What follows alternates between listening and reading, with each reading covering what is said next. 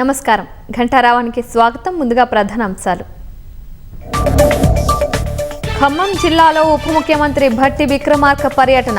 కోడుమూరు వందనం ఎత్తిపోతల ఫేజ్ 2 పనులకు శంకుస్థాపన.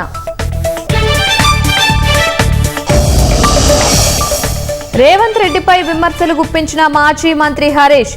బీఆర్ఎస్ గద్దెల జోలికొస్తే సీఎం గద్దె కూలుస్తామని హెచ్చరిక. న్యాయ సంస్కరణలపై చేసిన పిటిషన్ విచారణకు సుప్రీం అసహనం. సలహాలు ఇవ్వకుంటే లేఖ రాయండన్న సీజేఐ.